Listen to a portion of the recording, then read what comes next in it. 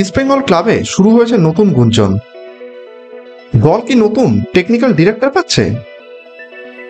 টানা 2 ম্যাচ হারের পর থেকে লাল হলুদের সমর্থক এবং ম্যানেজমেন্টের মনেও তৈরি হয়েছে সংশয়।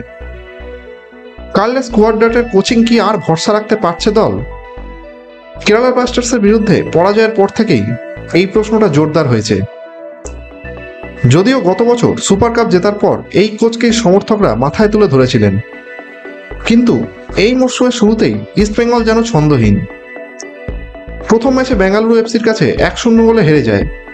এরপর কেরালা ব্লাস্টার্সের বিপক্ষে 2-1 গোলের পরাজয়।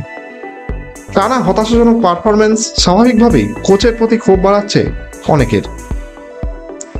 এর মধ্যে আরও কিছু বিতর্ক সামনে এসেছে, বিশেষ করে ডুরান্ড কাপের কোয়ার্টার ফাইনাল এবং এএফসি চ্যাম্পিয়ন্স লিগ 2 প্লে অফে হারের পর। কোচ কুয়াদ্রাটের পরিকল্পনা নিয়ে চলছে কাটাছেঁড়া, তাঁর স্ট্র্যাটেজি নিয়ে প্রশ্ন উঠছে ময়দানে। দলের পারফরমেন্সে অসন্তুষ্ট ইস্টবেঙ্গল ম্যানেজমেন্ট এবং বিনিয়োগকারী সংস্থা ইমামি কর্তারা। লিগ টেবিলের 12 নম্বরে থাকা দলকে নিয়ে চাপ আরও বাড়ছে। শুক্রবার গোয়ার বিরুদ্ধে হোম ম্যাচে যদি ইস্টবেঙ্গল ভালো ফল না করে, তাহলে ম্যানেজমেন্ট বড় সিদ্ধান্ত নিতে পারে। সেই সম্ভাবনার মধ্যেই শোনা যাচ্ছে এএফসি প্রো লাইসেন্স প্রাপ্ত সঞ্জয় সেনের নাম। যদিও এখনো কিছু চূড়ান্ত হয়নি, তবে ক্লাবের অন্দরে আলোচনা চলছে সঞ্জয় সেনকে টেকনিক্যাল ডিরেক্টর হিসেবে নিয়োগ করার জন্য। লাল হলুদের কঠিন সময় তাকেই টিডি হিসেবে দেখা যেতে পারে বলে খবর।